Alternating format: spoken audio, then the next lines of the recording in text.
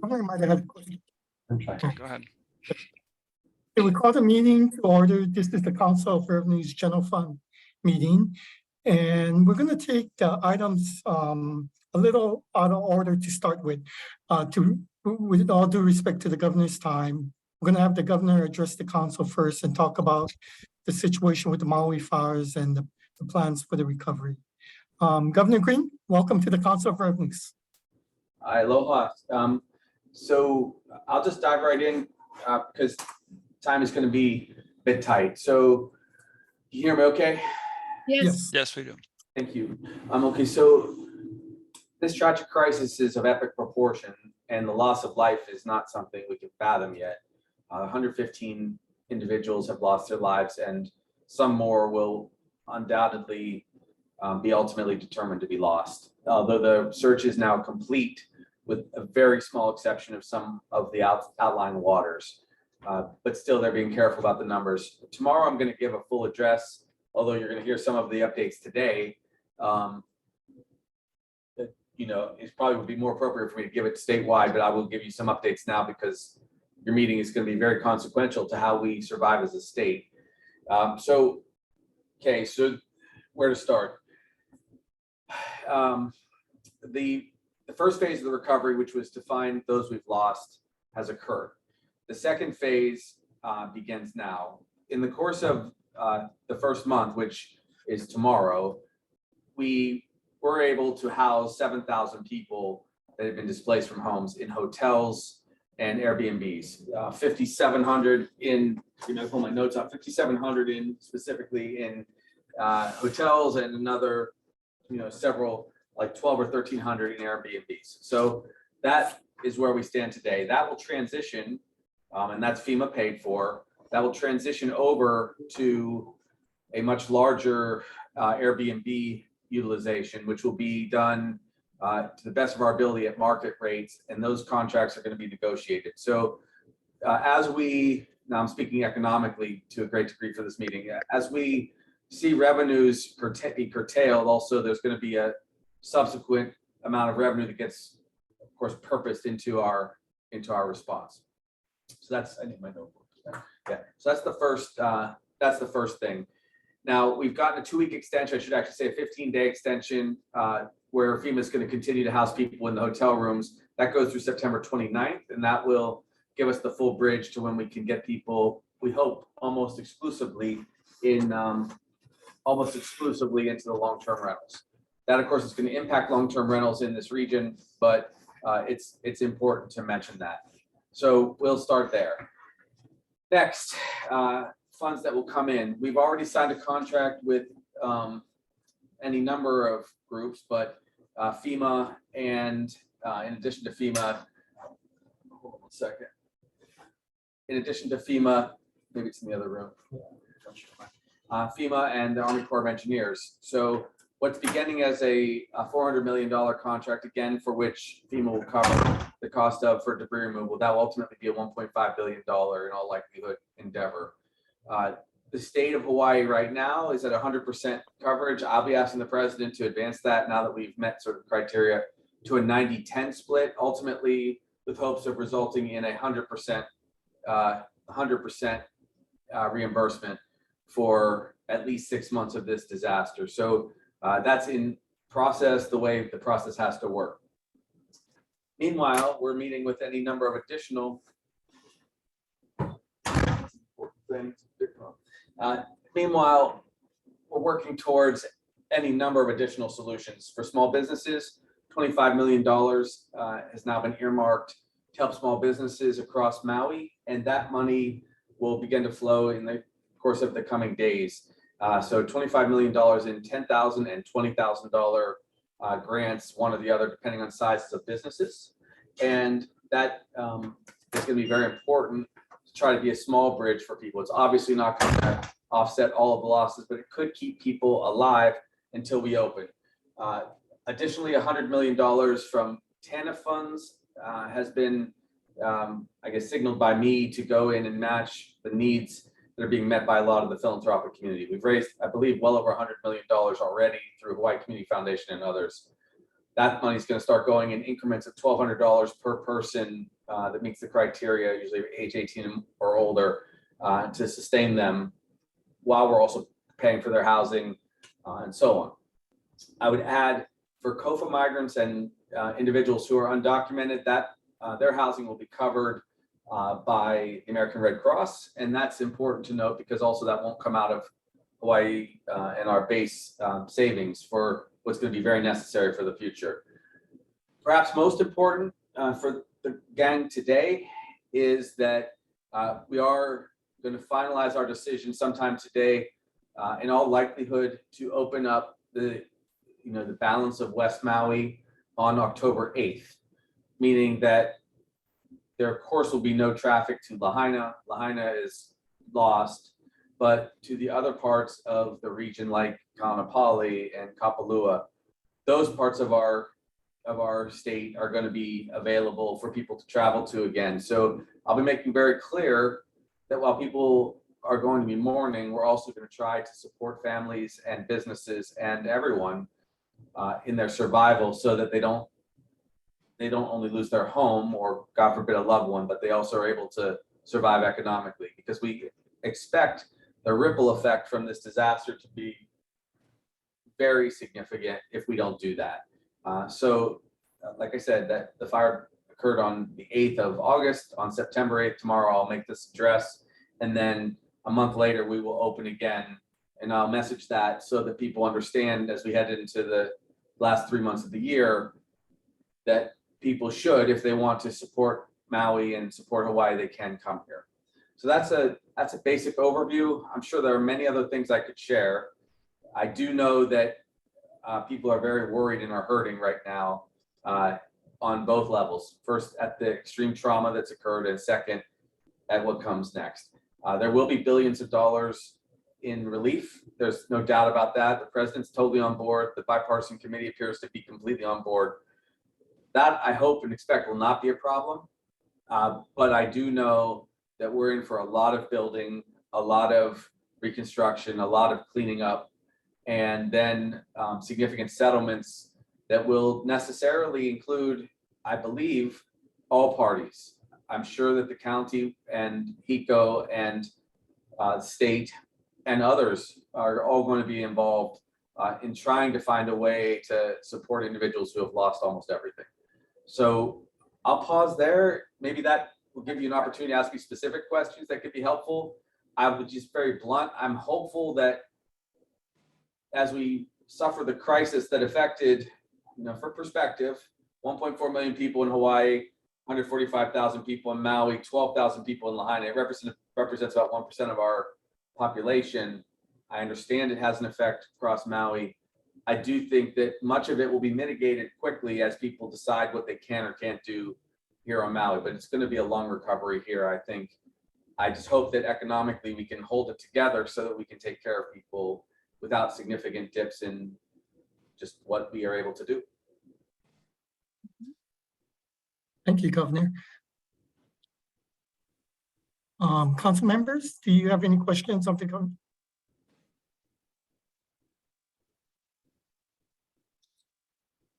Hi, Governor. This is Wendell Lee. From the standpoint of these transfer payments where the government will be infusing monies into our economy, from a short-term perspective, based on your talks with the president and Congress, how long, what is that commitment by our government? I know in the short term, there'll be a lot of funds flowing in. You've talked about potentially billions. I'm just concerned about the longevity and how many years you project that we will need, or Lahaina or Maui will need these kinds of government transfer payments. These kind of recoveries do take years, without a doubt. Much of the costs will be borne, and I've set it up so that we didn't have to come out of pocket for some of these things. So much of the cost up front will be borne because we've contracted directly with FEMA and the Army Corps of Engineers. So that means they will be paying those costs, which are going to be large, in the upfront space of this disaster. Other funds, and we're trying to maximize all of the reimbursement and get all of the federal resources that we can without coming out of pocket for specific programs that can't be reimbursed. All of those are going to be maximized. So we'll start there. I think that in the short run, we're going to see most of our costs reimbursed without a doubt. In the intermediate period of time, as we go towards like 2 years, when we try, there's going to be about 1,000 of the 3,000 people that lost all their properties. They're insured. The other 2,000 are going to be eligible for to be part of significant grant programs that will come from like the urban, basically housing urban development organizations. So that's going to be a big intermediate phase, and there will be hundreds of millions of dollars that go into that, likely billions over time. That will contribute to housing starts, and it will make a difference, although that is never easy, as we're all more than aware of. Even with aggressive attempts that I've made to build housing, you can tell already that it's really going to be very difficult to get people on the same page as to where to build and when, and I can't force that. People of Lahaina have to choose when to rebuild, so that's important. How else can I say this? A lot of it's going to be up ultimately to the federal government, whether there's an impasse or not on the continuing resolutions and funding. We have not had that signal at all. The purpose of me being with both the president and the Speaker of the House and the bipartisan committee is to make sure that they are in total lockstep in support of states that have been damaged. And I believe there are 12 states that will be seeking resources based on recent disasters. So we should be okay there. But economic activity that simply didn't occur is going to be lost for a period of time. Can I ask, Governor, you mentioned funds from, I think you said from TINA to match the philanthropic funds, the 100 million. What's the source of of our match? Yeah, temporary assistance for needy families. So TANF funds. Yeah, okay. Yeah.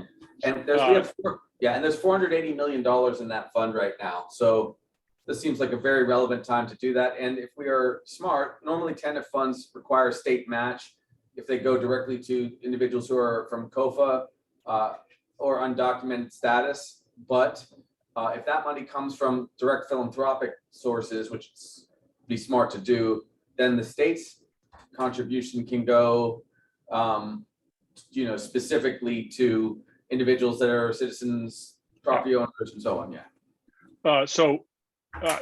Partially to answer Wendell's question, the federal money and FEMA support is still happening in Paradise. It's still happening in Puna. So we're talking 5 years plus where federal money is still coming. So many of these programs have timelines and they have dollar limits, and then they get extended because ultimately it takes longer than anybody can believe. So, Governor, have you had any conversations with Maui County officials or others about rapidly accelerating approvals of existing requests to build housing on Maui? Because go ahead. Sorry, we have had some. There's some HHFTC projects. I think one is for 200 units. There's another. Of course, there's Department of Hawaiian Homelands properties. Yeah. But I'll tell you, when we recommended including those in the committee work, they were shouted down as too soon, even though they were basically approved projects. So I think that there just has to be a calming period, and at that point,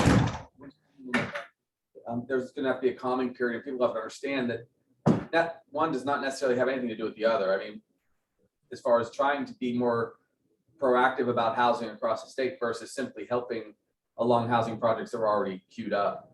But yeah, we have talked to them. I think that we should have a lot of support, not to rebuild in Lahaina just now, but there are state parcels and other parcels that can be used. I would hope that is a smart thing to do. There's just going to be a lot of need. There could be a restructuring of the region somewhat. So do we have? Are there any firm plans at this point for temporary housing on state land or county land or private land? I know that some people have been doing this sort of on their own, but I'm curious if there's been any hard decisions. Well, there's been a lot of conversations already, and I was with FEMA all morning, forgive me, HUD all morning, that we can authorize, depending, it's going to depend simply on how much our Airbnb program, and we already had 671 participants in that component of the program in the first month, where we were paying $4,200 a month for each, on average, for each unit. We're hoping to expand very significantly the use of those units and use them before we have to try to accelerate buildings. There's no way to build in 3 months or 6 months. No, of course not. But yeah. But a year and a half there is, and Yes. and the thing with using the Airbnb or hotels is that that ends up being a constraint on your overall broad economic recovery, as you know. Yes. Yes. And so what would happen in that circumstance is, let's say theoretically 1,500 units were occupied, which would give us probably enough space for almost all the people, and maybe say 1 or 2 hotels instead of 3 or 4. We would be paying and deriving lots of resources from the federal government to cover that. It would be less revenue for those Airbnbs. However, they would have an 18-month, 30-day a month, or complete every day of the month, stable rental. I expect we will pay something slightly above the standard rental market rate, but obviously below an Airbnb rate. And for those who would otherwise try to rent their Airbnbs in a crisis like this, it could be difficult. So Sure. yeah, so that's where we are. And then to build, yes, there is a discussion about building as many as, say, 1,000 units at a price point that's far below normal market rate, but would be to some degree with prefab housing, modular housing. We've had, as of last week, we had 72 proposals, and we will find a partner to do it with, and to do it in somewhat of an expedited way. That's, of course, much better than, say, that the very small houses, which we think Right. only have a small place for mostly the homeless in this tiny sliver of the community. Thank you. Governor, relevant to this discussion, under the current tax law, the federal government does pay TAT on the hotels and the Airbnbs and things, as well as GET on construction efforts. Do you anticipate any change to tax law or executive action on those? We may take some executive action. We're contemplating right now executive action on the TAT or GET on those who would offer their units into this pool.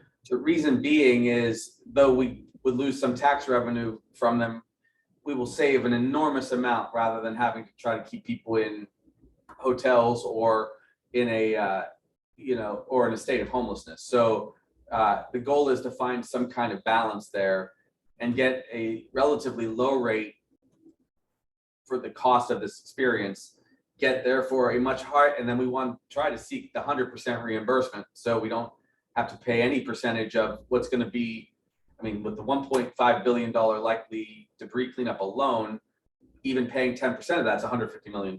So we're hopeful to get that, that cleared, and then we will, we'll utilize resources the best way we can, but mainly to keep people in a position where they can work, so we don't have a large surplus of unemployment requests, and frankly, the cost of people being homeless is dramatic. Thank you. Governor, one more question regarding the insurance, the large players in the insurance industry. Have there been some kind of reassurance by them on maintaining rates, continuing coverage, how they're going to work with adjusters? They've been doing on the mainland, doing some very drastic, removal of their policies from certain states when it comes to with these kind of fires. Those conversations are going on, I believe, with the insurance commissioner. So I talked to Commissioner Ito about that specifically to see if he had any input yet. He said he's having conversations with them. He does expect there to still be multiple insurance options for us as a state, and that's obviously going to be very relevant. I will say this, the demand for any kind of housing in Maui is always going to be very high, and the pure economics of it would suggest to me that even with fire risk and fire hazard, which is going to be obviously the source of major discussion and investment in the coming months, I think people are going to want to still build here and insure here. We've seen disasters in many different places, and there's still a huge demand to support Hawaii. But that's a tale that will be told going forward. I think that you can safely say that any new building is going to have to at least be somewhat off of the shore, just because of other reasons, because of climate change and global concerns about global warming. That was always going to be the case. But now I think that we are actually, in many ways, the cautionary tale about dried climates with strengthened storms. And I'm not going to be surprised if we're going to see an entirely new era where people have to build in slightly different ways. It will change the cost structure of building houses, and that could also impact insurance. I think that we really will teach a tragic lesson to the world going forward about what we experienced. And my attorney general and others are going to do a comprehensive investigation on all the different factors that impacted this fire. And that's going to matter. I mean, it's going to help a lot. It will not help bring back our loved ones, but it will tell other cities in a lot of different places what has to be done. And I would not be surprised if I had wanted to share this with you. I'm glad I remembered just now. I would not be surprised if there's a rise in captive insurance models and other models that have to address some of these economic concerns. But that is a cost to the state or the county or whomever engages in that. But often those models have been successful. I'm not an expert in that field. I don't want to suggest I am. I just know that that's going to be part of the conversation in some places where it's difficult potentially to insure. Overall, what I anticipate, and you guys are going to dig deep, I'm sure, into the details. What I anticipate is obviously a very difficult short-term period where people will be reluctant to travel, at least for the short term. And what my observations have been across the state, that there is still an enormous demand to come to Hawaii, and probably we will displace some of the economic activity from Maui to other parts of the state for a time. And I think that there probably will be then a return to Maui and just a desire for many around the world. I've spoken to 30 governors who have expressed their experiences being in Maui and their support for rebuilding. So I can only imagine the rest of the world will want to come and be supportive. How that plays out on the bottom line in the short term, I leave that to the analysts. You guys should look at that very carefully. But I would be willing to venture that the combination of a desire to support Hawaii plus the reconstruction is going to create a fair amount of economic activity. It'll be a different portfolio of economic activity, though. Governor, if I could ask a question. So I'm Regina Ostergaard-Clem, and I'm new, so I'm kind of meek in asking my questions, but I just want to throw it out there anyway. So can you give us a little bit of a picture of what like the job assistance would be like coming from the federal government, talking about employment, unemployment? What kind of things do you see coming from the federal government for job assistance? So I don't know how much financial support will come in. I know that we, of course, are going to have to cover our unemployment costs significantly. There is going to be a jobs program. I do intend to we had already set aside $5 million, for example, to fund some environmental work and workers. I think that is going to be a big part of the field. And we have, as a part of our contracts with the Army Corps and FEMA, insisted that we pay prevailing wages in the debris cleanup, and then we utilize local companies. So there is there's a strong desire to keep all of these resources here to the extent that we can. One thing and I may have to go soon. One thing that we do have to, for instance, be aware of is a full 50%, it appears, very close, of the workers that lost their homes, that were displaced, were ILWU workers, which is to say they worked at hotels. 1,700 of the individuals were directly employees with ILWU, and their extended families then amount to about 6,000 of the people. Of course, they have good benefits and they have some reserves, but they all work at hotels or Airbnbs usually in that category mostly. And that's one of the reasons reopening on October 8th is somewhat important, because a huge portion of the people there will at least be able to maintain their jobs. And that's, these are the harsh realities of the economic questions when we're still mourning people. But I think that's where the jobs programs are going to come. And then people will, we had a worker shortage, of course, across the state. There are jobs for people pretty much everywhere, but that requires relocation in some cases.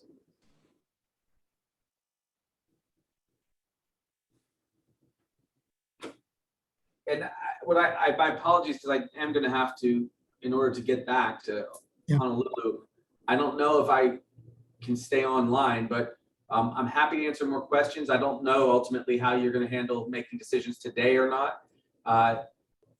My hope is that whatever the data shows, that's what you'll determine where we're going to be.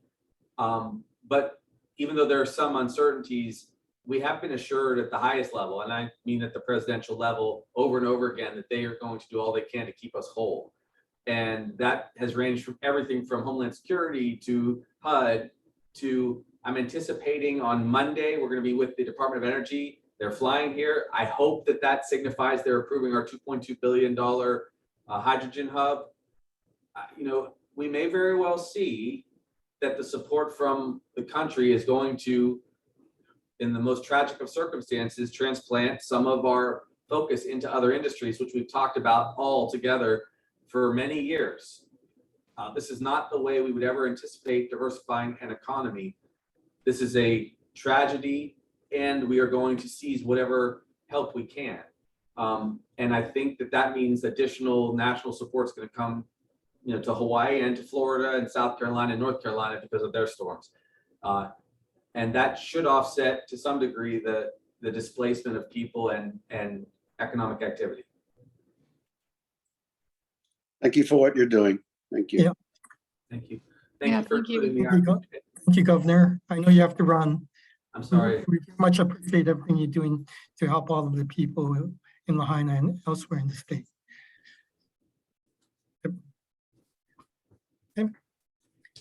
Okay. Next item on the agenda is Introductions.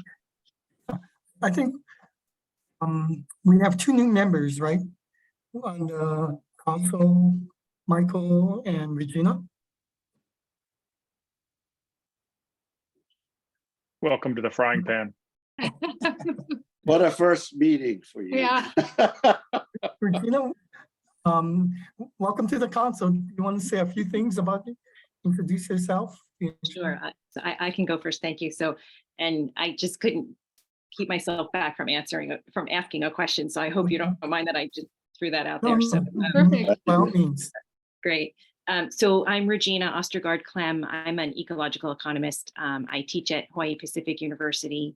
I've been teaching here at HPU for 15 years. My family and I have lived in Hawaii for 17 years, and we've raised our two daughters here. And so I'm just extremely honored and to be nominated for this and to be appointed for this position. So I feel really honored to be able to provide service. And I also want to shout out to the rest of the members who've been on the council, especially over the last 3 years, that you've gone through all that uncertainty and ups and downs with COVID, and now to be thrown this as well. So I thank you for your service, because I'm sure that was just really crazy times.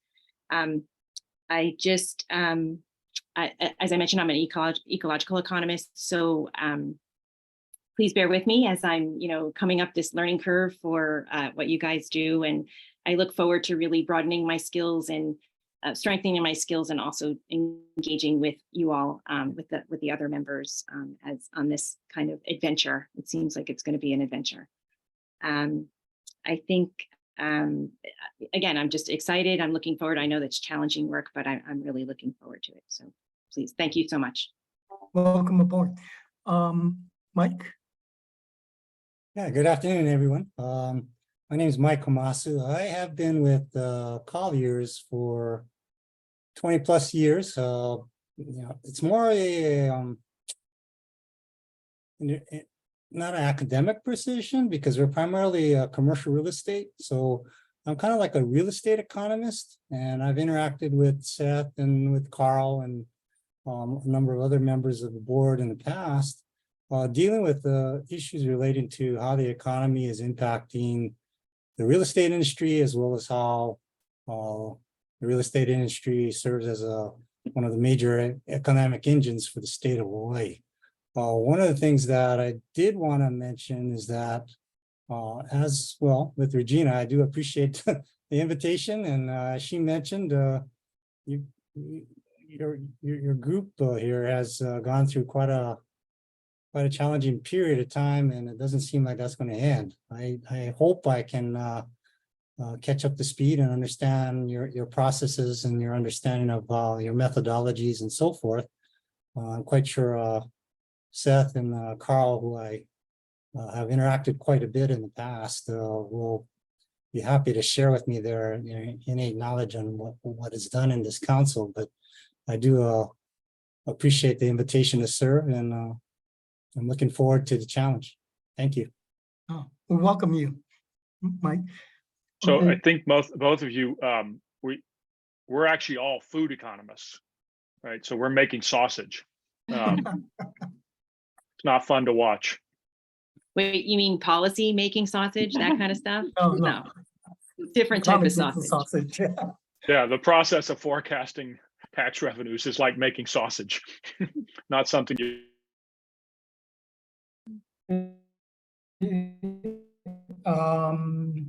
Next item is gonna be was it the vote? Do you guys want to? I've been chair for the last 10 years, so I'm welcome. I invite anyone else that wants to serve as chair or vice chair. I would like to nominate Christy though.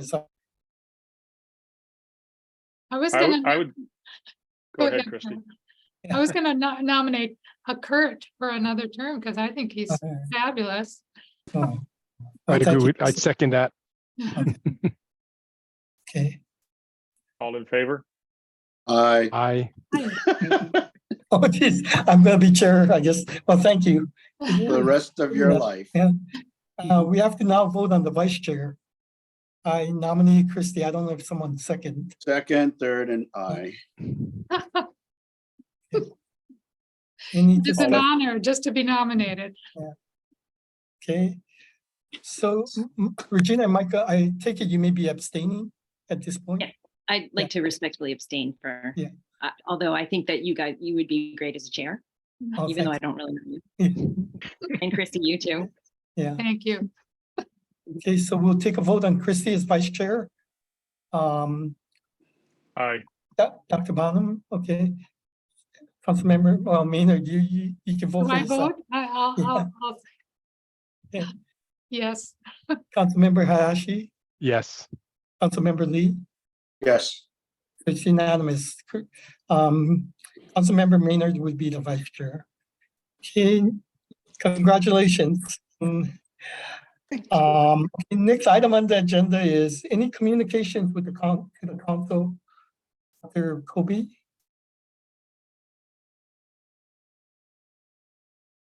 There's none. Okay. Okay, we're live, so we'll I guess people have an opportunity, right, if they want to. Correct. If they want to ask a question, they can do through the question and answer.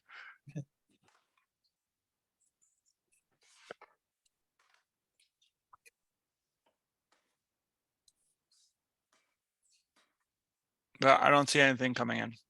Okay, we haven't had any communications from the audience, from the public. Okay. Next item on the agenda is previous, in the minutes, right, from the previous meeting, which was on total personal income forecasts. Move to approve? Okay, Second. okay, second. Okay, any discussion on the minutes? Okay, Dr. Bonham? Are you asking me to vote? Oh, Aye. I'm sorry. I should have asked Councilmember Maynard to vote first as the vice chair. Councilmember Maynard? Vice chair. Aye, aye. Dr. Bonham? Aye. Councilmember Hayashi? Aye. Councilmember Lee? Aye. Okay, so the minutes are approved unanimously. Okay. Okay, next item on the agenda, we had the governor address us, so we're on agenda item number 6. It's a review of the revenues by the Department of Tax. Dr. Kobe? Yes, so we will be doing agenda items 6 and 7 simultaneously, if that's okay Okay. with you. Okay, can you everybody see my screen? Yes. Okay. So here, let's begin by talking about the legislation that passed that affects revenues. There were 2 major pieces of legislation. Just as a reminder, we're discussing legislations with impacts over $5 million. The first impact that has, and this is general fund impact, it has something to do with the cigarette and tobacco tax. There was, they decided to levy a tax on e-cigarettes, which is 70% of the wholesale rate. So that is expected to raise $6.4 million in fiscal year 2024 and $16 million going forward in fiscal year 2025. The other more major piece of legislation were all the tax credits that were passed last year. They were generally for lower income individuals. They consisted of 3 aspects of there were 3 aspects of the tax credit package. The first one was the doubling of the EITC. If you remember, this is the first year that it is refundable, so it's going up. So that's included. The other thing is the doubling of the food and excise tax credit and a slight increase in the income limitations for that tax credit. And those are the 2 major aspects of the cost of the credit. The other aspect is there was an adjustment to the child and dependent care tax credit, which is also there as well. So all said and done, we're expecting the net effect to be around $83 million for fiscal year 2024, and for $72 million for fiscal year 2025. All these are included in our models when we show you the final forecasts and things like that. Does anybody have any questions about the legislation that did pass? No. Okay, I so think Kurt's hands raised, but maybe that's an accident. Oh, I didn't raise my hand, but now that you called on me, I did have a question. So there was a kind of bill that was significant to many professionals, the pass-through entity tax that was passed. How was that revenue neutral, or did that is revenue neutral because it should not affect state tax revenues at all, right? It's just a way of increasing the ability of people to pay to claim more taxes in their individual income tax fund at the entity level. So it mainly it'll affect their federal tax liability, but it will not affect their state tax liability. In fact, they have to pay anybody who claims the pass-through entity has to claim the highest rate. So at the pass-through entity. So it's definitely revenue neutral. Yeah. So that was with the SALT workaround because of the SALT limit. The limit exactly. on the federal side for state and income tax. Mm-hmm. State and local income taxes were capped at $10,000 per taxpayer. So now this new law allows them to deduct it at the entity level for like Correct. partnerships and S corps. Yeah. And that law was based on a number of other state laws that had already passed and are already implemented. So it was tax neutral for those states, and we're expecting the same for in the case of Hawaii. Thank you, Dr. Kobe. Okay, so I'm going to move on to the discussion on revenues. So what I have before you is the July preliminary. This is the last official preliminary statement that we have out for the tax collections. And I just wanted to point out a couple things because I think they're instructive. So first of all, GET was up 5.2%. And individual income tax is flat. So, right. So there's one thing that we talked about in past councils is, we're seeing lower estimated taxes than in the prior years, right? And what we do think, this is my working hypothesis, at least, a lot of this has to do with capital gains related to the cooling of the real estate market and other things, right? And so you can imagine that this started to incur in January, and we're going to see reduced estimated taxes all the way through this calendar year, right? After that, we would expect a reset, right? Because at least when we're talking about the relative amounts, the base has been reset to a lower level, right? So we don't expect negative, or I don't expect negative estimated taxes the following year, the way we saw the things, given everything we know, the economy can always change, but that's continually to what we see. I do wanted to point out transient accommodation taxes are lower, right? And so this is kind of a development that we've seen. Does not include the Maui fires. None of the collections will show you include the Maui fires, because even the next slide discusses August, but we're not going to really get any tax information until September. So anyway, the TAT is slightly down.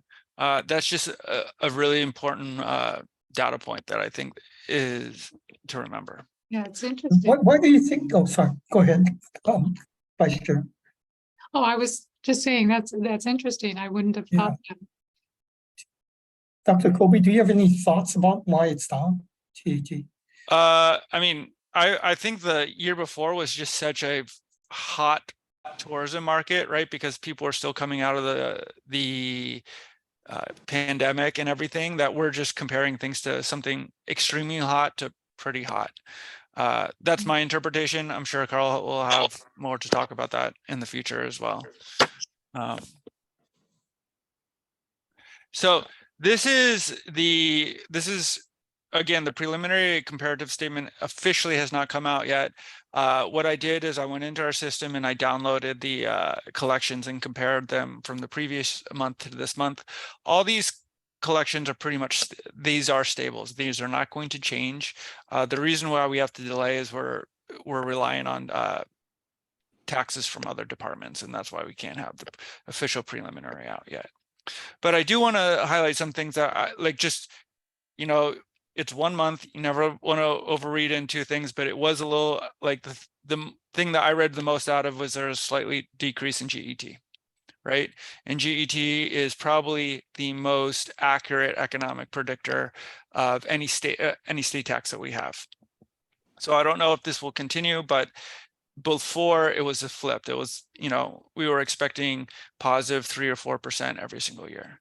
Well, this is, excuse me, Seth, yeah. Just to be clear, this is only for the month of August. It's not only for the month of August. So this is August 2023 general fund GET collections compared to August 2022 GET collections. This is for individual income tax collections in August 2023 compared to August 2022. So it's not a cumulative like the normal monthly statements. Yeah. And notice that August collections are July activity, right? Yep. So yes. But and the TAT number you were giving us before, that was for July, so that was June. Mm-hmm. That was June visitor activity. Correct. Right. And so you'll see the TAT is down slightly again, right? So it's not down that much, but it is. We're just seeing a cooling of the tourism market, and this was before the tragedy that occurred on Maui. So if you look at what was happening in the in the broad tourism market. You look at average daily census. So the average number of people on the islands in July was essentially flat from a year ago. And you were beginning to see some weakness of occupancy rates, particularly on Maui, but statewide. And so presumably there was a little bit of pullback in room rates. And then the other thing that's happening is that in contrast to the council's average forecast for inflation, actual inflation numbers have come down really hard. Doesn't mean prices have fallen, but the inflation rates in the state are now closer to 2% than they are the 3, 4, 5 that they were a year ago, or even higher. Yeah, and another thing I've seen recently is in the Fed's beige book, it came out there was something very interesting is a lot of people believe that the excess savings that was part of the household balance sheet that had gone on for a year and a half, a lot of people have attributed the cushion of the slowing economic thing to this, the savings rate. There is more talk that households have used up all these savings rates, right? So that's going to reflect lower levels of spending, particularly in places like tourism. Is there a reason? Christy, have you seen it at the bank that people's savings deposits are going down?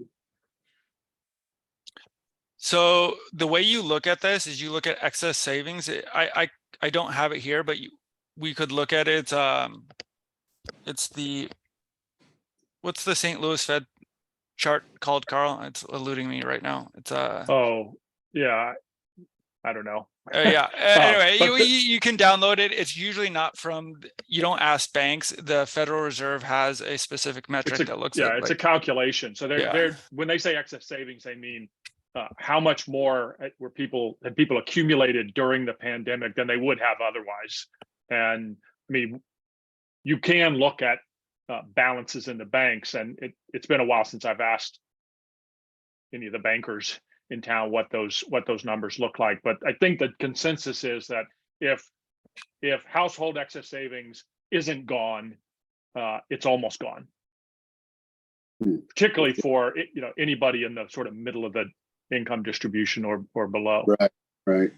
Yeah, and I would add that credit card debt is also going up.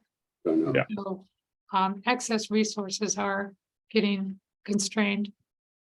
Yeah, and just as a reminder, this doesn't mean people are going below their savings. It just, the whole argument was people had a lot of excess savings, right? So rather than having $5,000 in the bank, they had $8,000 in the bank because they got all these government checks and there was nothing to spend it on, right? And so it just takes time to spend that down.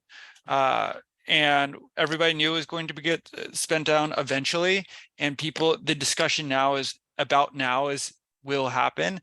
And a lot of the discussion of like people had been anticipating a harder landing, and a lot of people have been discussing that the softer landing was because people had so much savings saved up, right? How that's going to play out in the future is unknown, but that is just something that's being discussed a lot in national economic policy speak. Thank you. So again, there's a couple things that are like, I just wanted to highlight a couple things that I think about when I think about revenues for fiscal year 20, the next calendar year. One, we're operating from a lower base than normal, right? Because of the constitutional refund, which was 311 million. All of the calculations for the models and things, we've actually adjusted for that, right? So it was out there, but we added it back in. So your growth rate is on top, like the actual number is more representative of things, right? So if you do the calculation in your heads, you're going to have to figure out what 311 million means. If you look at the models that we're providing you, we've already done that for you. In terms of when to expect the hit, we're going to expect it in September and October. What that means is we expect September and October, ceteris paribus, like if everything was equal, we would expect higher levels of growth rates, right? We don't know what's going to happen because of the tragedy in Maui, but normally we would have expected higher growth rates because we had very low growth rates in the individual income tax in 2022. Again, I am expecting lower estimated tax payments to kind of reset in January. So that means we'll have continued lower estimated tax payments through the rest of this calendar year. Carl, do you have a question? So I'm not exactly clear on why you think it's January. So let's say that at least a portion of those estimated tax payments being sort of lower than usual is a function of the housing market, and I am reasonably certain that a important fraction of those lower payments is because of the collapse in home sales. Yeah. And so that translates into much less income for realtors, less income for anybody who does anything, whether it's appraisers or finance companies. All of those are dealing with much lower volume. But that lower volume, so I'm talking about a 30% drop in home sales. But that's bottomed out, right? We're not going to see another 30% drop in those home sales, and that bottomed out already, right? So, on a going forward basis, things should be improving. Correct. The reason I make the assumption, and I never know with things. The reason I'm making the assumption in January is that's when people have done their taxes, and so people's estimated taxes correspond to the previous tax year, and that's why I think that was my hypothesis. But people could just have the right to adjust their estimated taxes or increase them if they need to. Yeah, that makes sense. Thanks. Mm-hmm. We just talked about this, but you're going to have to decide what is going on at the national level in terms of the economy, right? I put this bullet point down because there is discussion about the usage of the excess savings and that going away, and that's going to really affect. And the reason why that affects Hawaii so much is a vacation is a great way to spend excess savings, right? And you'll spend a little bit more on you're a little bit more generous with your spending in tourism if you have more money in your bank, right? Versus doing the more frugal vacation. So on the national picture,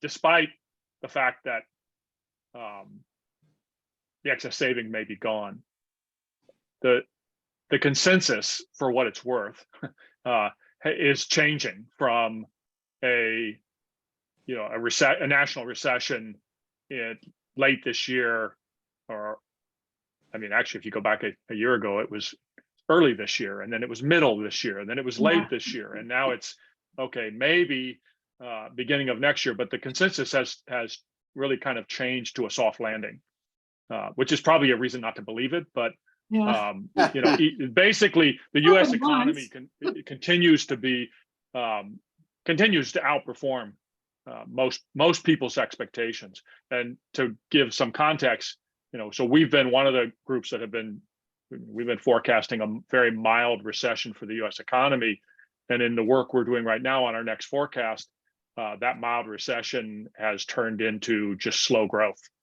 So instead of having year-over-year growth in the end of the year and the beginning of next year that was actually negative, just barely negative, it's now positive 1.5%. And this is really important because with the loss of activity and business on Maui, a sharp U.S. downturn would really be devastating at this point. I don't think that's in the cards. Great. And then the last thing that I'm thinking about is the $83 million in decrease in revenue due to tax law changes. Again, those are already included in the model, right? In the below the line consensus forecast, especially for the new people. So I'll go into this in greater depth, but one of the things that you're always having to adjust for these one-off changes in tax laws and stuff. And we put those into the model so you don't have to think about them for the models. If you want to change things, then you have to do them on your own. So just as a reminder, what your forecast is, this is your forecast is for, or I'll just back up for, since we have new members here, right? In 2022, we had huge growth, right? 29.1 as we were coming out of the recession. And then last year we had a negative 1.7%, right? Coming out of, so it was a slight decrease. Going forward, at least according to the May 5th General Fund Council meeting, we were, the council was forecasting 4% for fiscal year 2024, 3.5 going forward, right? So that's what's on the books right now. This is the model that, given all of your all the people who have submitted their economic indicators, we'd run this through the model, average it out, and this is what is going on. It's 1.3% and 5.2 for 5.2 and 5%.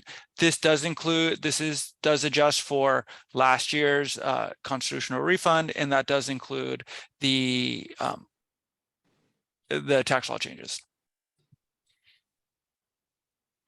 Seth, do we have were there, not to name any names, but were there any forecasts that got inputted that weren't updated? In other words, did any of the council members not submit new forecasts? We only used, I don't remember if everybody, I think everybody submitted their forecasts. I have to go back and check. You can look at the, I didn't have it in this presentation, but you can, you know, in the distribution, yeah, that's in your packet, you can see how things are distributed and how, if you guys believe that or not, everybody else's. Does that answer your question? Or it doesn't, but I said, I don't know. Yeah. The answer to that question, I don't know. Okay. I don't remember. But I think so. And then just to, like, one of the things that's really important is, how does the model do when you put in the best indicators? So we always go back every year and we plug in the real indicators and look at how particularly model 1 performs. And last year we got negative 2%, right? Which in the actual collections were negative 1.7%. So it was pretty good. So our model does seem to be does relatively accurate, especially for a forecasting model when the actual indicators are input. I do this every year, especially for the new members. This chart has the there's three main parameters in our model. There's construction, which we don't really have here. We have visitor arrivals, and we have total personal income, right? So one of the things that those are three main variables in our model. So this chart allows you to guess, like, if you think that total personal income has decreased a little bit, right, and you want to hold tourism constant, this allows you to look at the impact, right? And so another one, so say you think that total personal income is going to be 3%, and you know this was and you thought 9,200,000 tourists were going to come to Hawaii this year, so it would be 0.5%, right? But with the Maui fires, if you thought we would have a huge decrease to 8.8 million, you could use this chart to figure that out for yourselves, right? It's not tried and true, but we just wanted to provide a little bit more context for everything that's going on. That's in your packets. So Seth, that's literally, I mean, this is literally basically the elasticities for these different variables in our model. Correct. And the big thing that we're not including here that is really important is construction. Right. And if you look at the council's mean forecast, our construction forecasts are crazy low. Yeah. So just give a heads up with that. Those are the three main inputs. There's a couple other inputs, but I would say 80% of the variability that comes from these from our models comes from those three variables. So I'm going to stop here. If you guys have any other additional questions, happy to answer them. But I just wanted to give you some background on everything.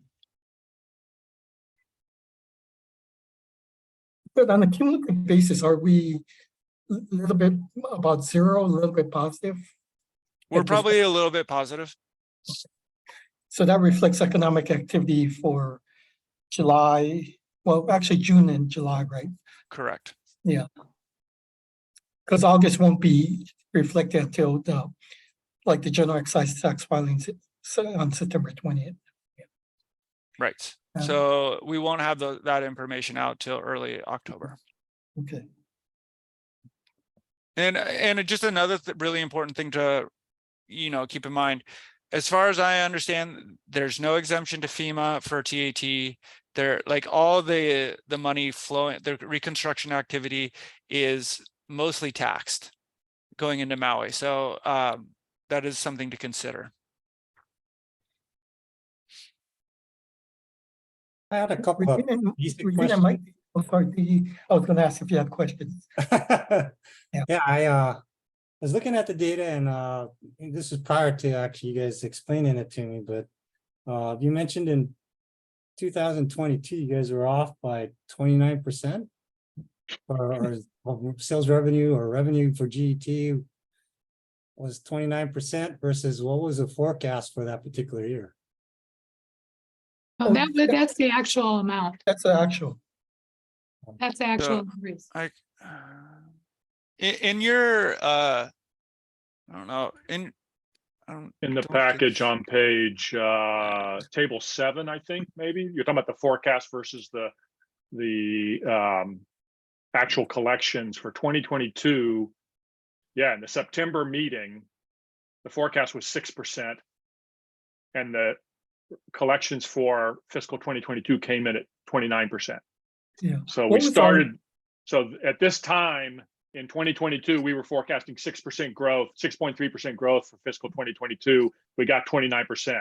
So then in the next meeting, we raised it to 15. In the next meeting, we raised it to 21. In the next meeting, we raised it to 28. Right? By May, we kind of know what's going to happen. Yeah. Okay. And the previous year was exactly the opposite, right? Yeah. We over forecast started off over forecasting by 19, and at the end of the year we were only off by 3%. Yeah. And the input variables for those particular forecasts. I mean, what led the council to find the dramatic swings between the? Well, I think there was a lot of federal money, a lot of federal stimulus coming in. We didn't know about, all the different rounds of PPP and all the different credits. And I think the other thing is Hawaii turned out to be, it really enjoyed the boom, when COVID was starting to open, after COVID and things were starting to open up, because we didn't have a lot of competition, from the rest of the world. So many tourists from the continental US were flying to Hawaii. And oh, go ahead. yeah, go ahead. If you look at what we're dealing with right now with Yeah. Sort of a dearth of estimated taxes, the opposite happened in 2022.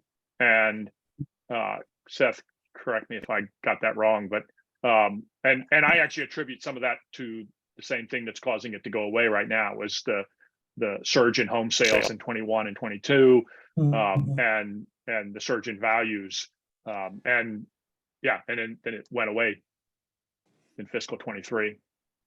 Yeah. So if you're asking why the councils swing so much, it wasn't necessarily that we were changing our input forecasts, right? So if you were to look at our forecasts, say for personal income and visitor arrivals and construction activity, they weren't necessarily changing radically throughout the year. But as you go through the fiscal year, the tax collections come in and you realize how far off you are, right? You're playing catch up. Correct. And the other thing to keep in mind with table 7, Mike, is this is the actual council's forecast, which does not need to coincide with any of the models, right? Yeah. So in a lot of these cases, the models are based on everybody's economic inputs, but sometimes the council believes that there needs to be different adjustments, and it's the official vote that's on here. And so And- in 2020, 21, 22, we're all such crazy that like, I think people are paying less attention to the models and more to the tax revenues. Yeah, so Seth, it would be really helpful to add, say, Model 1 to this table, because Yeah. then you can look at, so for example, if, September of 2022, if the Model 1 forecast was 10% and the council chose 6%, right, you can see whether all of our deliberations where we get bogged down in the trees and we miss what's really happening, whether we're moving the forecast in the wrong direction or the right direction. Yeah, I don't ever remember a revenue increase of close to 30% in over 20 years. Even under the Great Recession, what was the increase? Was it, I don't think we even hit 20%, right? In any year. During the Great Recession of 2008 through 12 and the recovery of 2011, 12, and 13. Yeah, I think it That's was something table. like 12%. I think it was like went to 12%. It was a tremendous aberration, yeah, to hit yeah, almost 30%. And just the model tends to be less fluctuating than the general council vote, but we have shown you charts in the past, and we can put that back in there. The model actually does really good, better than slightly better than the council votes. Okay, yeah, well, that was one of my second question was, I didn't see any historical data, so I don't know where that data came from or how accurate it was based on historical performance. So I just, just from a newbie's perspective, I just was wondering, where did this lead, and your calculation of models for 1 and 2 and 3.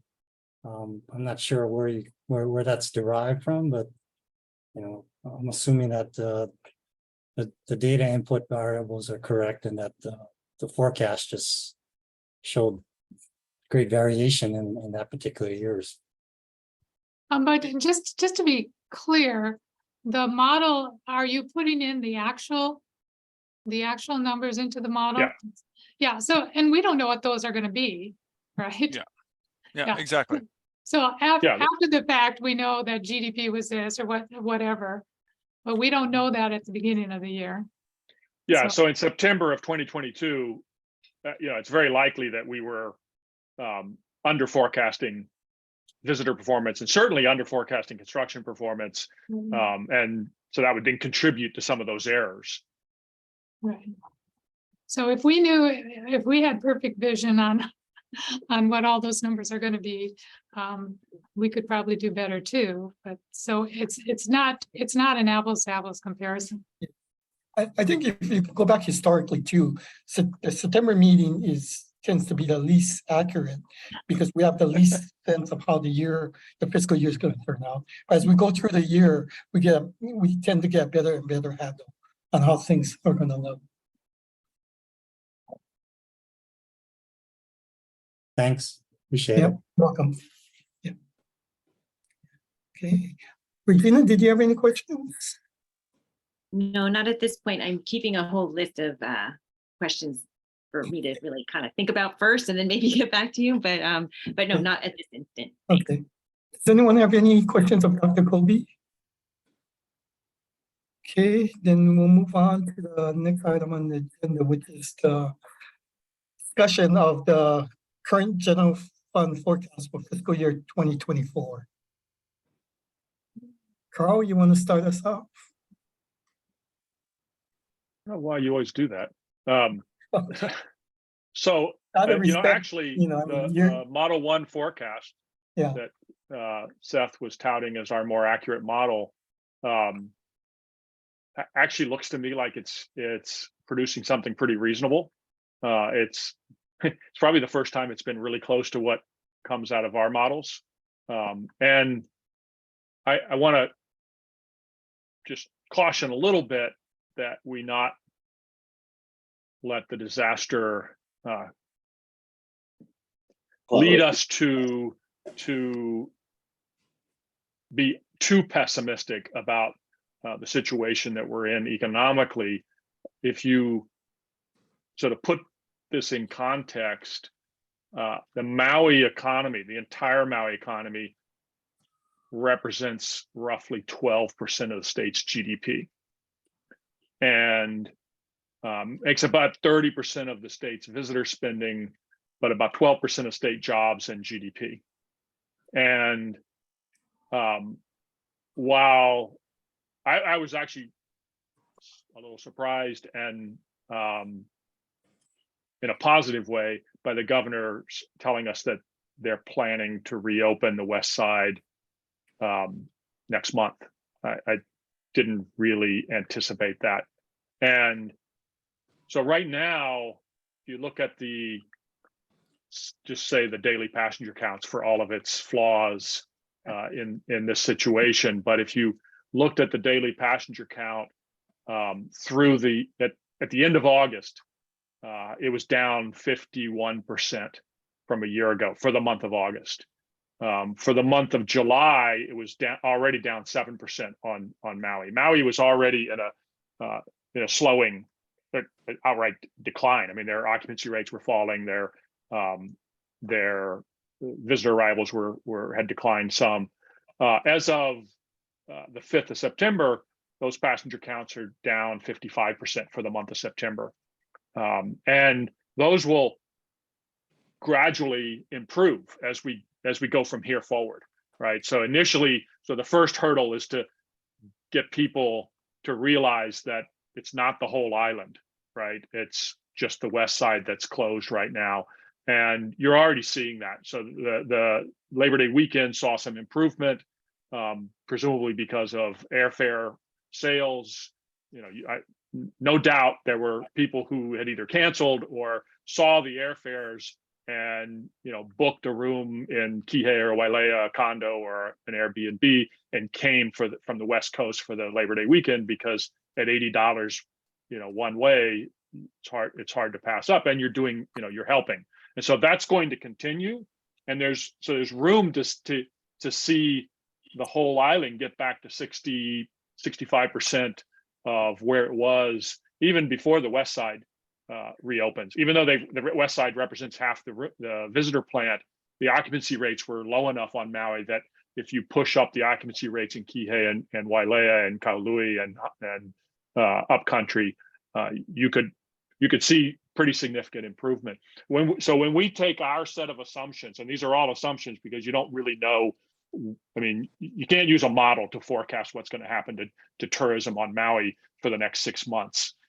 So in our assumptions, if you assumed no replacement of lost room revenues, no replacement of excise, right? So there's no spending by FEMA and local residents aren't being put up in hotels. About the most that you would expect to lose from lost TAT and lost excise tax is $250 million roughly for state coffers. And obviously that's a big chunk of that's going to be offset by the spending of federal emergency workers and others. When you look at, again, our assumption for the recovery of visitors to Maui, I see a hit to state GDP of between 1% and 2% for the fiscal year. And so now I'm going to transition just briefly and talk about the state, the council's inputs. So if you look at table 3 in your packet, that shows the average of the forecasts of all the council members who submitted forecasts. And if you look at the last row, it's Hawaii GDP minus, it's basically zero growth is the council's average forecast. I think that's at least a percentage point too low, would be my viewpoint. I think the visitor expenditures and the visitor arrivals forecasts are probably not low enough. And then I mentioned earlier that the council routinely under forecasts construction activity. And it's hard to get your head around that. But I think part of the problem is that if you look at the spreadsheets of the data we get from DOTAX and from it's showing these huge numbers for government contracts in 2022 and 2023. So naturally, if you look at that, you say, how can we possibly grow? Well, the problem is that all that data that we're looking at, it's not real. I mean, it is. So these are contracts, but they're going to be parsed out over the next multiple years. So the growth is actually still coming. And most of this is work at Pearl Harbor, on the dry dock, but also throughout other DoD spending. And so I think our construction inputs are way too low, and particularly going forward. So to have these construction growth rates at 8% in 2025 and 5% in 2026, what we're doing in our forecast right now is, I mean, we have over $5 billion of additional construction spending going into our forecast over the next 5 or 6 years. And my guess is it will be higher than that by the time we get to the 2030. We'll be looking at 6 or 7 billion. And so what you typically see in these situations is a sharp downturn, right? You have something like 9,000 initial, a little bit over 9,000, close to 10,000 initial unemployment claims on Maui in the last 3 weeks. Sharp downturn, lost jobs, lost income, followed by a sharp bounce back in income because of all the transfer payments, and then the rebuilding starts. And the thing that's a little unique about the situation on Maui, the reason I was asking the governor about building other housing, is I think it's going to take a long time before there's any rebuilding starting in Lahaina, and it may be all the way out into 2025 before we see any kind of housing redevelopment in the area, or even 2026. So I'll quit rambling. I like the Model 1 forecast. I think it's in the ballpark. Having said that, I didn't know that the August collections were already basically zero, and so that causes me some pause. I could see having a number a little bit lower than maybe what the Model 1 is saying. So one thing to keep in mind also is that we have another meeting before the legislative session. Yeah. Right? Yeah, it is a little concerning that the August numbers came in the way they did. In my experience, August is one of the most volatile months because it's a low, it has no quarterly payments, right? Mhm. And so, and it's at the very beginning. So it does surprise me. It does concern me. On the other hand, it is August, which just take that with a grain of salt as well. Yeah. Seth, can I ask a question with regard to the construction numbers? Maybe Carl, you can answer this too. Is that supposed to represent actual construction in Hawaii, or is it across the construction industry? No, that's activity that's taxed. That's the tax base, right? Is what we're, and so, that's still a good question. This is the excise tax base. So if Hawaiian Dredging did work in, I probably shouldn't have named any names, but did work in Guam, they wouldn't pay excise tax. Oh, I guess they would, wouldn't they? Yeah, totally exempt. No, they wouldn't, because it's an exported service. Yeah, right. My understanding, and I will send you a very apologetic email if it's not. The idea is it's supposed to be state spending, construction spending, because that's what we care about, right? And if you did it at the national level, then it wouldn't. It's a totally different economy. And as far as what is being taxed, like the governor was saying, all the FEMA spending for hotels and all of that, they're going to be paying TAT and excise tax. How about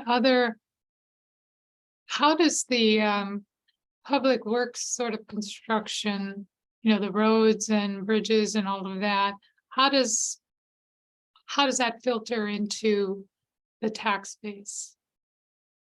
Well, everything's taxed to GET. Like everybody pays GET, no matter who pay, because it's like excise tax, it's not a sales tax. And then the individual income tax, right? So all spending turns up as income somewhere, Okay, so, right? Well, Or so, most- but FEMA workers aren't paying income tax in no, Hawaii. no, right? they're not. But But the construction, local construction company would. yes, and technically, an offshore construction company should Mm-hmm. be paying it as well. Correct. Yeah, so all of that rebuild, I mean, so let's say we end up having to, replace all the roads in the burn area, and we don't know right now. We may have to replace all the sewers, we may have to replace all the water pipes, right, electrical lines. The vast majority of that work will end up, first place, the vast majority of that is going to be paid for by the federal government, a large amount of that. And I mean, the governor was talking 90-10 split. That's the typical. And as he said, he's going to be asking for 100%. And then that's going to be contracted in most cases to a private company that's going to pay tax. And, in the wake of huge tragedies, like in the wake of Katrina in New Orleans, they saw an increase in GDP. Yeah. Just because, and like everybody hates the economists for doing that, but it's just because there's so much transactional activity that occurs because all this wealth, the infrastructure has been destroyed and you have to build it relatively quickly, right? Yeah, it doesn't mean we're better off, right? It means No. we're rebuilding the destroyed Things- assets, Yeah. right? It's like the classic example of, how an oil spill actually increases, even though it's bad for the Yeah. environment. Like I use in my classes all the time. Yeah, for sure. So that's what we're getting in our forecast is we're getting a decline in statewide GDP of something like a half, maybe a little bit more than that on a calendar year basis. The fiscal year basis, it's worse, but like for 2024, we'll get a decline in GDP, but then in 2025, it ends up being the forecast is higher. And in 25, 6, 7, the growth rates are all higher. So do we know what for instance, looking back at Iniki, do we know what the lag was for that growth to kind of kick back in? It was quite short for Iniki. But that's a very different, I think it's useful to look at that. And we have been looking at it. And I think Jim Mack's got a blog coming out that focuses on that somewhat. But so rebuilding on Iniki with Iniki, so the Kauai County set up a special permitting operation that basically said, your home lost a roof, your home was damaged, you can get a permit like almost instantaneously, right? So you saw this surge in permitting activity and a surge in building activity. And in 1993, transfer payments shot through the roof. Some of that's unemployment benefits, but a lot of it is also, direct. So it gets counted in income. So one thing to keep in mind is that the FEMA assistance to individuals I'm pretty sure that's not taxed. I'm almost positive it's not, but it does count in income, right? So when you look at that total personal income, I would expect to see that number jump in 2024 on Maui. And we expect, especially with the federal money, we're expecting to treat those type of grants the same way that they were treated for COVID. Yeah. So that means they end up getting counted in income, but not necessarily taxed. I mean, in a very perverse way, you could actually see an increase in excise tax collections on Maui as, everybody who's had all of these assets from clothing to cars to homes destroyed goes and replaces them. Even, I haven't tried to do the math to see if that would offset the lost visitor spending. Probably not in the first 6-8 months, but thereafter maybe. Yeah, and then all the donated materials and stuff, if they were purchased in Hawaii, that's all taxed, right? Yeah. And so if you go back and look at Iniki, if you look at what happened by sector, so trade jobs barely budged. And you didn't see a lot of lost jobs in the trade sector, even though the tourism industry was devastated. You saw most of the impacts directly in accommodations, food services, and transportation and utilities.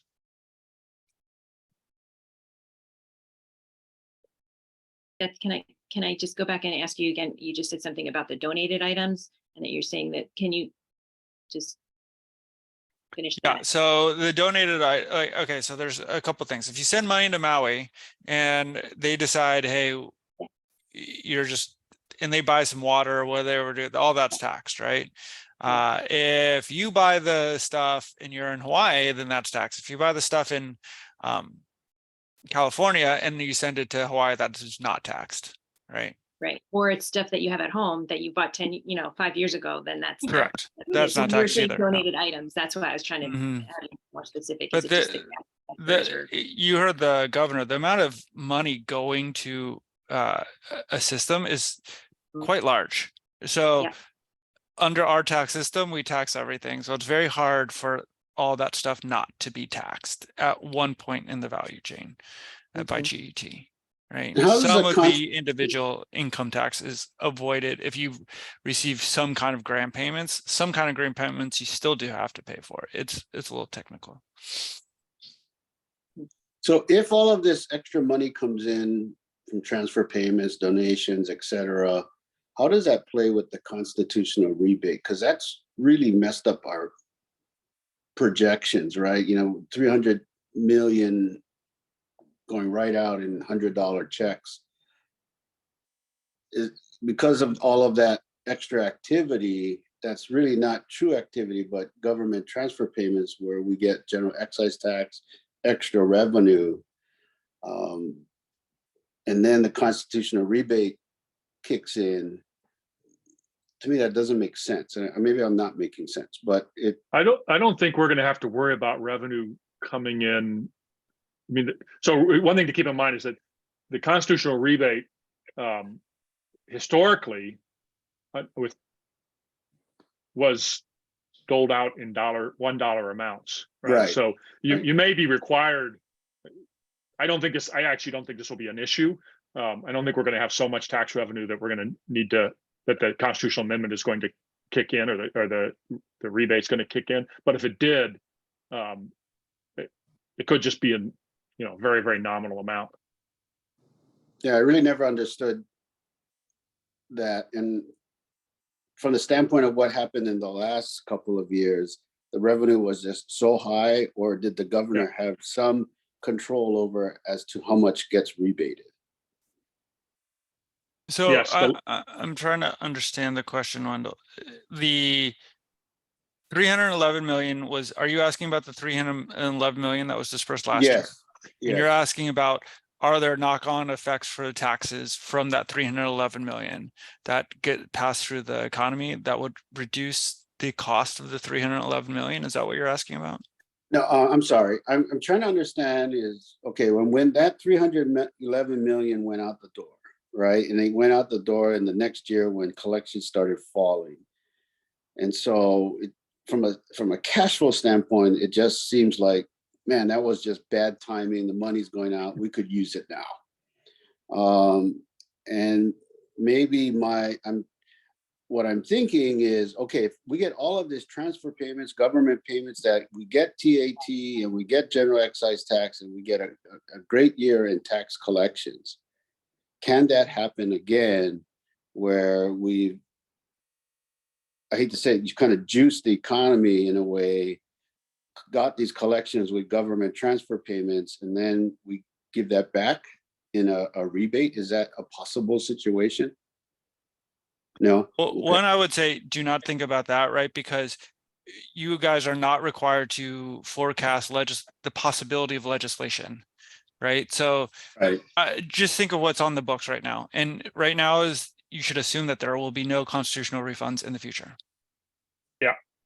Yeah, Okay. Wendell, the size of that constitutional refund was a decision that was made. It wasn't forced on anybody.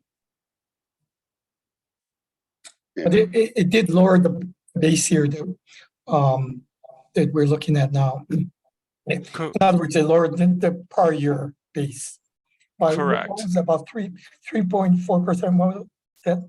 Well, yeah, about 3%. It lowered it, Yeah. but again, all the model incorporates that. If you guys want to do something different, you're gonna have to do the math in your heads, or I can do math for you. But like we've no, adjusted not for yeah. that.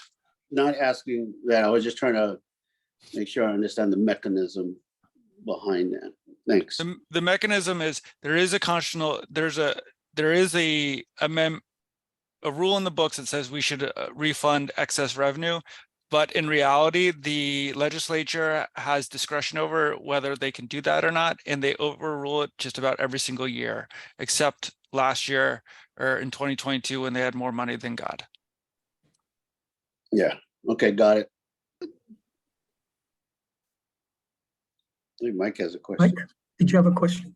Yeah, it relates to your construction estimation or construction forecast. I know Carl mentioned that there was some inaccuracies there. Does that take into account, well, with Lahaina coming up, does that take into account the surge in materials and labor pricing from, it could be inflation, but it could also be just because of shortages in the market? And as a result, GET should benefit significantly if, let's say, the board of lumber goes from, well, $1,000 a square foot to $2,000 a board foot. Your taxes double as a result of that. Is there any taking into account of that kind of stuff?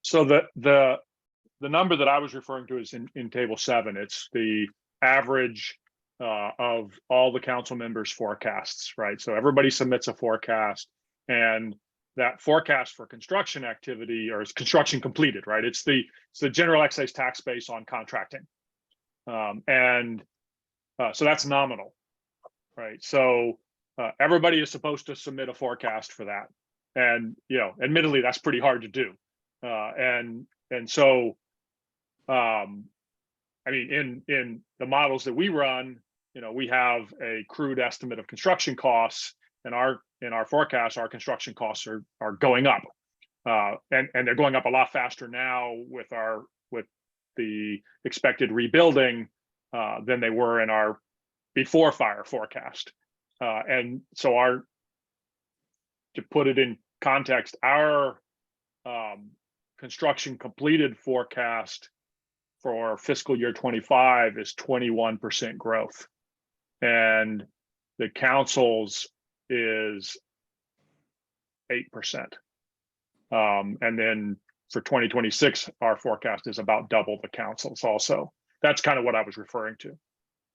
Sorry, I'm not following what table and what document you're referring to. So do you have the September 7th, 2023 core booklet, the PDF? Should have been emailed to you today. You said table 7 is. I'm sorry, table 3. It's on page 3. So on page 3, table 3. The panel B is third row down in panel B. It says construction completed. It says millions. These are the growth rates, right? And 8.18%. 8.8. Yeah, that's right. Okay. And I was just arguing that those numbers are way too low, and that really has. I think it has the biggest effect will probably show up in 2025, 2026, but the fiscal year 2024, there's not going to be a tremendous amount of, it's mostly going to be infrastructure rebuilding in the burned area. And even then, some of that may not even start until, second quarter of 2024. I don't really know. Yeah, so I think this is. Yeah, that would be my take on it, that it's going to be slow. It takes so long in Hawaii in general, and Maui maybe in particular, to get the permitting in place and get anything actually completed, because this is construction completed, right? So I don't know how long that will take. Certainly, I would agree with you that down the road, we should see some bigger numbers there. But to answer Mike's question, absolutely, inflation would would impact this number. The cost of construction would, because it's not like units completed, it's Yeah. dollars completed. Thank you. Yeah, so 25, fiscal 25, 26, I think there's a very good chance. I know we're focused on fiscal 24 right now. We do this one fiscal year, usually one fiscal year at a time, or one and then a bunch of fiscal years. But the longer run forecast, I would say, is probably too low.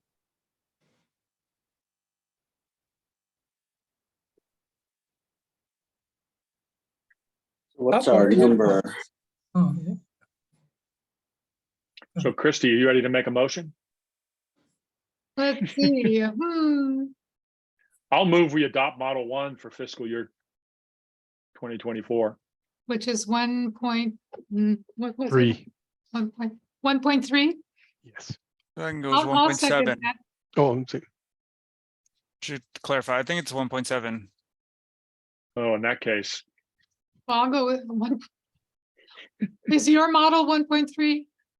no, Carl? no, I think I have 1.1. Oh, no, you're right. I'm sorry. It was 1.3. I was mistaken. Go ahead. Table 1. Yep. I'll second that motion.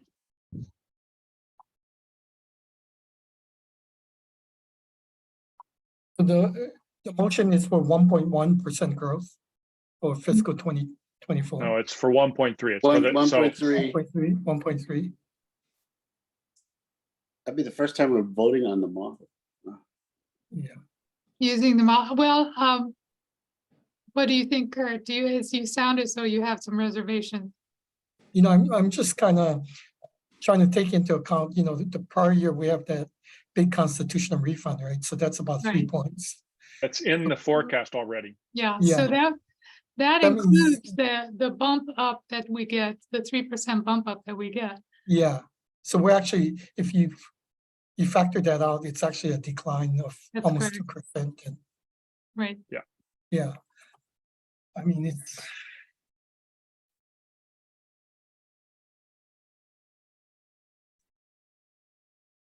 I mean, I invite other council members to provide their input. Councilmember Hayashi and Lee, Hey, mine was on the higher side, so I can go at 1.3. you can go with 1.3. Yeah. Councilmember Hayashi, what do you think? no, I think 1.3 makes sense. I mean, I was a little bit higher, but you know, I think the August revenues being flat, and then I think, you know, there is going to be, you know, there is a slight slowdown, and I think the impact to Maui on tourism, you know, that I think it shocked me a little bit that the numbers went down, I think, for visitor spending, even though the visitor arrivals went up. So that's why I think it makes sense that you know, I didn't see that coming. So the 1.3 kind of makes sense to me. Regina and Mike, do you guys have any thoughts, comments? No, not at this time. So I'd err on the safe side, not saying. Okay. okay, you have to make Okay. the motion for the next forecast. We'll So take to a put vote. that in perspective, that's about a $320 million drop in revenue forecast versus our last forecast. And And we're starting the- from a lower base too. Yeah. Yeah. Because this will be a percentage off actual, right, Seth? what does that mean? A percentage off actual? Add the actual ending, right? Yes, yeah. We're at 4%, right? So we drop it. We were at 4% from a higher base in 2023, about a $60 million higher base, I think. So yeah. Okay. If no more discussion, we'll take a vote. Chair Maynard, Aye. Dr. Bonham. Aye.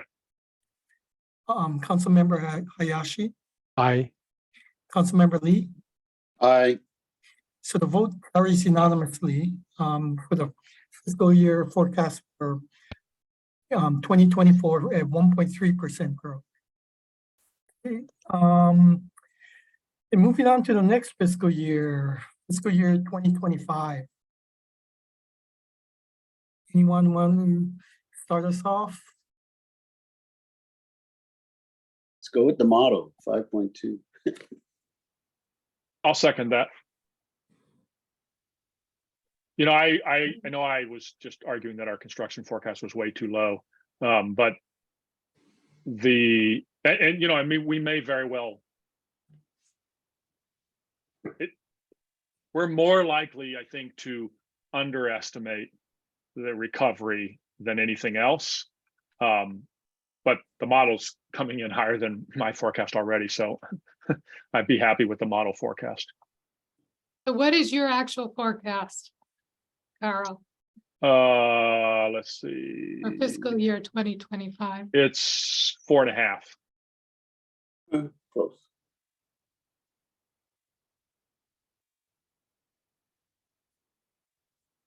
Which is a rounding error to 5.2.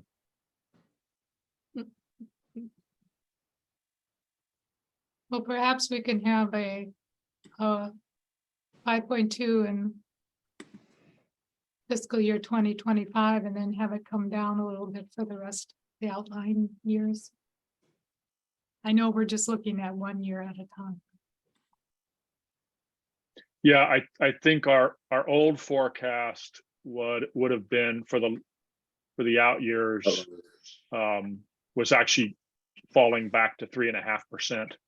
And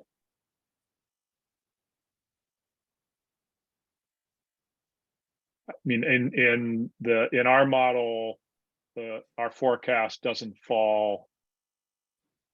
It basically falls to 4% by 2028, and then heads to 3.5 after that. Mm-hmm. If the economy does slow down, I think that will affect.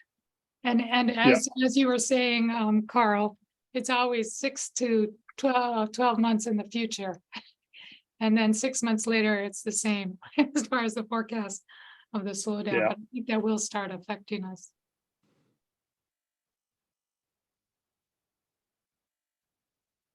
So do we have a motion on, are we doing, we're doing one fiscal year, or are we doing them all? One fiscal year. We're doing fiscal year 2025.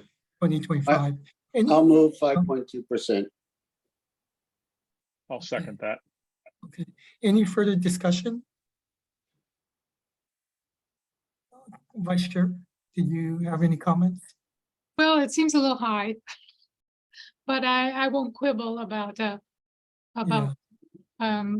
between 4.5 and 5.2.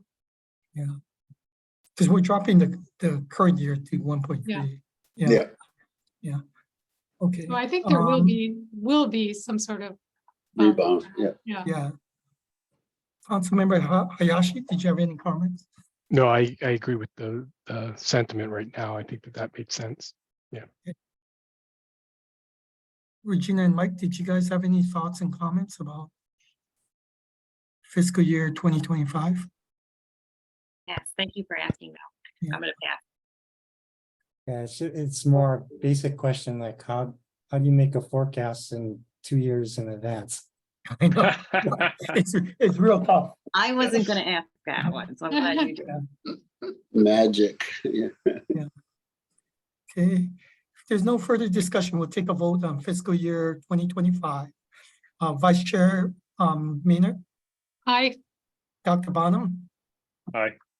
Councilmember Hayashi, Aye. Councilmember Lee. Aye. So the vote for fiscal year 2025 at 5.2% is unanimous. Okay.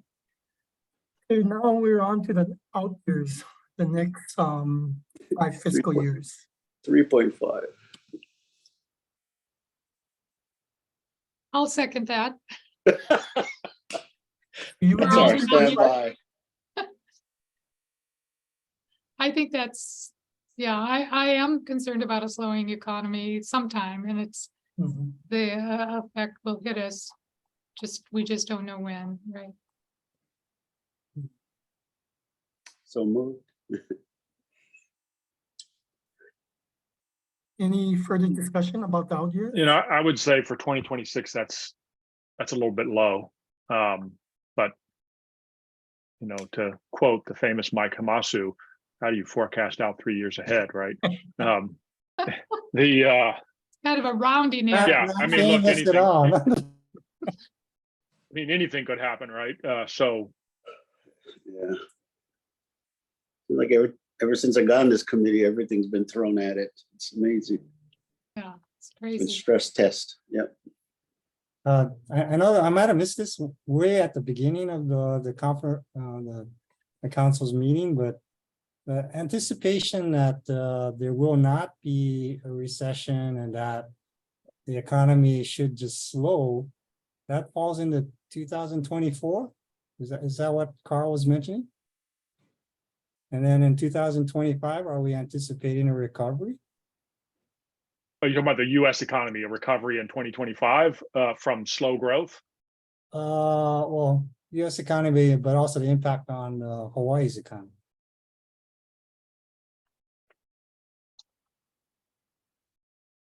That's what's in our forecast is that, but actually, with all the things that are going on, our forecast for remember that in 2022, 2023 on a calendar year basis, Hawaii was still in sort of bounce back mode, right? So you were still getting these growth rates that were coming off of the pandemic, and so our forecast sort of had, say, GDP growth headed back towards a long run average of about 1% real GDP growth.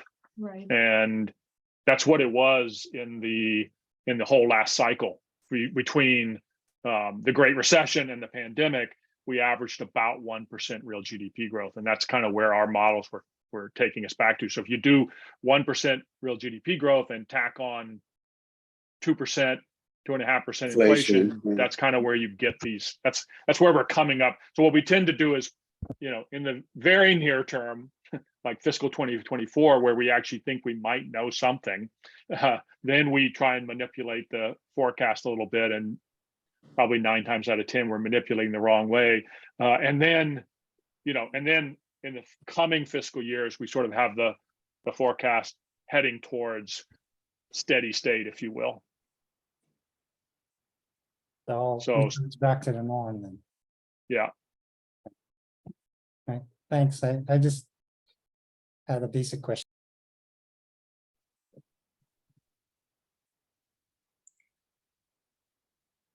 So I think we have a motion at 3.5. Is that what it is? Is that that's for all the rest of the out years? Yes. Yes.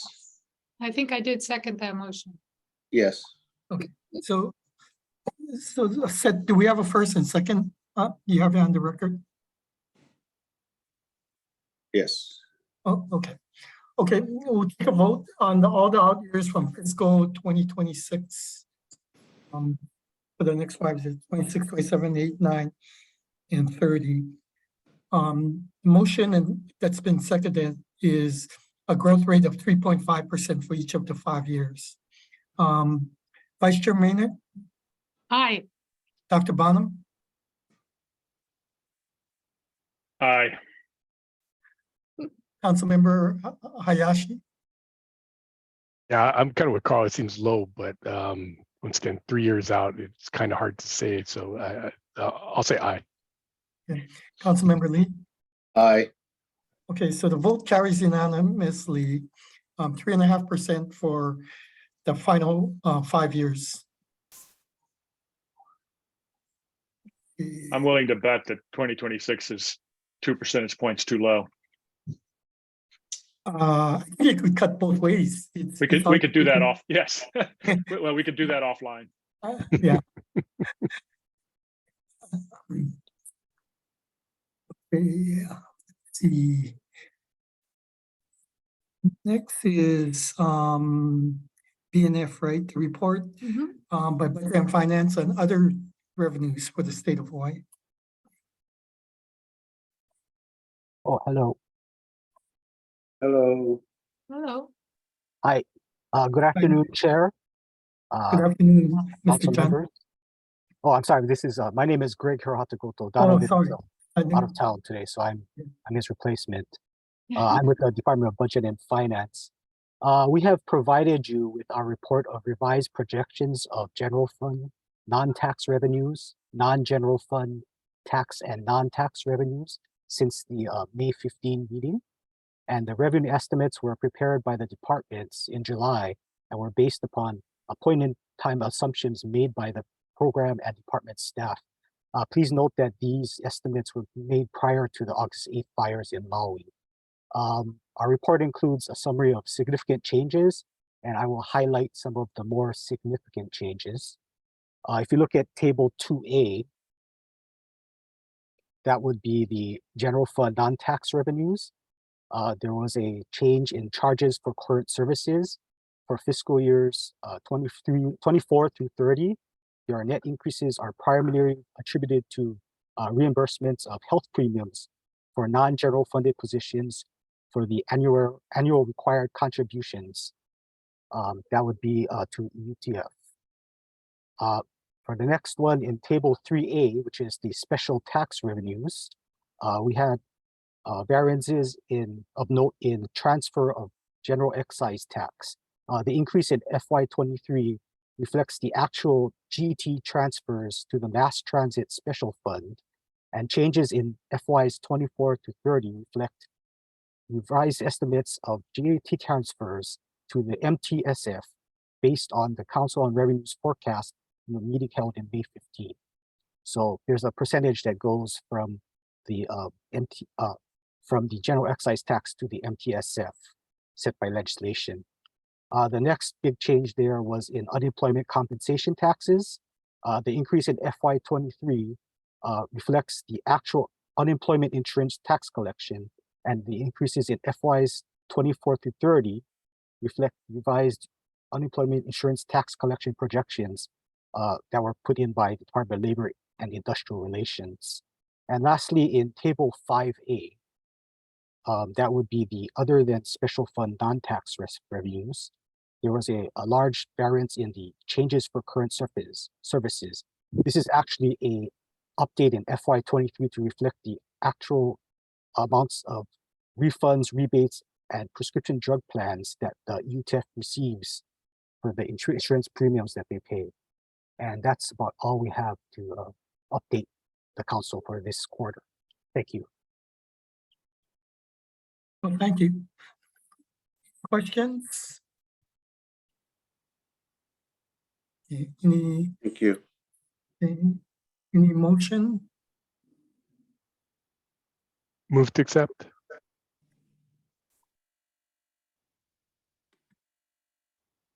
Second. Okay, we'll take a vote. Vice Chair Maynard, Aye. Dr. Bonham. Okay, he motioned yes, he was Aye. unmute. Okay. Councilmember Hayashi, Yes. Councilmember Lee. Aye. Okay, so the vote to approve carries unanimously. And I have one last question. So the next general fund meeting, BNF will be providing us an updated schedules for the non-tax revenues. Oh, I think he signed off. Oh, you're on mute. Oh, excuse me, I didn't quite hear that question. Oh, the question was, we have another general fund meeting coming up. It'll probably most likely be beginning of January. Yes. At that time, will you guys be providing us updated schedules of the non-general funds? Yes, yes, yes. You will. Because I imagine it's going to kind of change quite a bit, right? In terms of, I think yes, especially those that are related to excise tax, they might probably change a lot because of what you Yeah. have forecast in this meeting today. yeah. Okay, thank you. Okay, thank you. Goodbye. Okay, next item on the agenda is the next meeting, which will be a personal income meeting. Dr. Kobe, when is the report date? November 5th. November 5th. Okay. We normally have it at the end of October.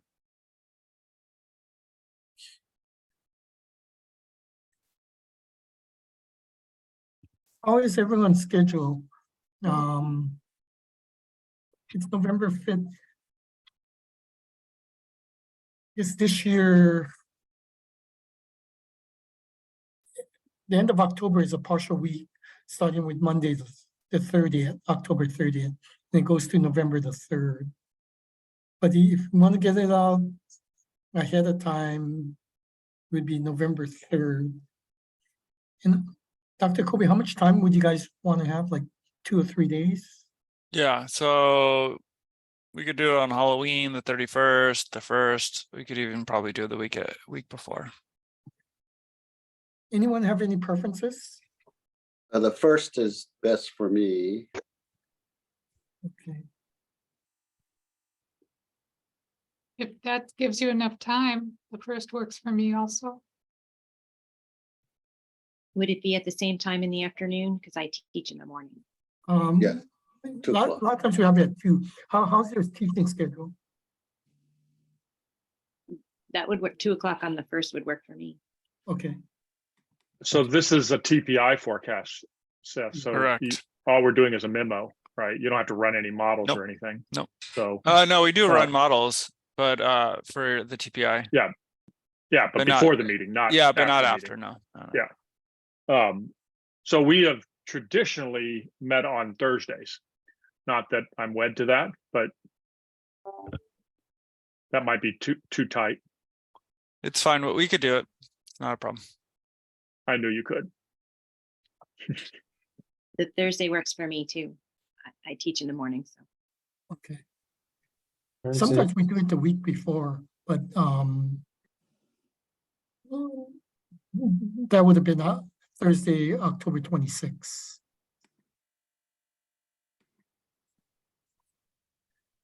But if the first is good Sorry, for I'm muted everybody- again. I don't see any there's no data releases. It looks like we would get the monthly visitor numbers by the 31st, Okay. right? So we would have September visitors if you're trying to hold out for the latest bit of information. Yes. So is everyone okay from the Wednesday, November 1st, 2 p.m.? I am. Yes. Okay. Mike, are you okay? Mike is not.